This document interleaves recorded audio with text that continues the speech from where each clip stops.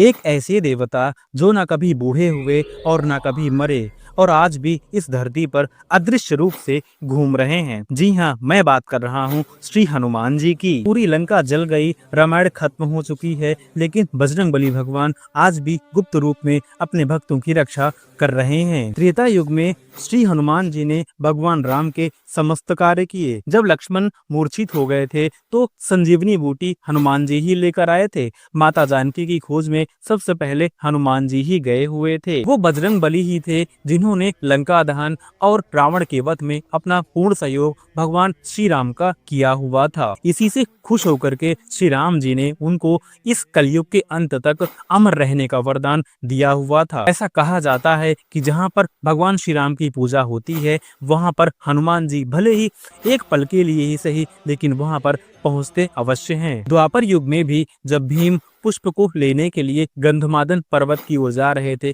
तो वहां पर उनकी बजरंगबली से भेंट हुई थी, जो कि एक वृद्ध वानर का रूप लेकर के उनके समक्ष आए थे। इस प्रकार द्वापर युग में भी उनके जीवित होने के प्रमाण मिलते हैं। कलयुग में भी काफी लोगों ने उन्हें गंधमादन पर्वत के आसपास, रामेश्वरम में और कुछ जंगलों में घूमते हुए देखा गया है। वो स्वामी श्री तुलसीदास जी महाराज को बजरंगबली के साक्षात दर्शन हुए थे।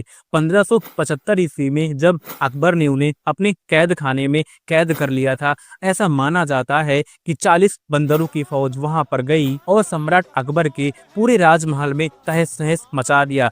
तब सम्राट अकबर ने तुलसीदास जी को छोड़ने का आदेश दिया। ऐसा माना जाता है कि भगवान बजरंगबली ही उनको छुड़ाने के लिए वहां पर गए थे। तुलसीदास जी ने श्री हनुमान चालीसा की रचना उसी जेल में ही रह करके की हुई थी और जब उन्होंने हनुमान चालीसा का प्रथम बार वाचन किया था तो स्वयं हनुमान जी वहां पर आकर के उस हनुमान चालीसा को सुने थे। इसके अलावा संत श्री नीम करौली बाबा भी भगवान हनुमान के अनन्य भक्त थे और उनका साक्षात दर्शन किए हुए थे। इस प्रकार इन प्रमाणों से सिद्ध हो जाता है कि भगवान बजरंगबली अदृश्य रूप में आज भी इस धरती पर कलयुग में घूम रहे हैं और अपने भक्तों की रक्षा कर रहे हैं। कलयुग के अंत में जब भगवान विष्णु कल्कि के रूप में जन्म लेंगे और दुष्टों का संहार करेंगे तो वहां पर बजरंगबली कल्कि भगवान का सहयोग करेंगे।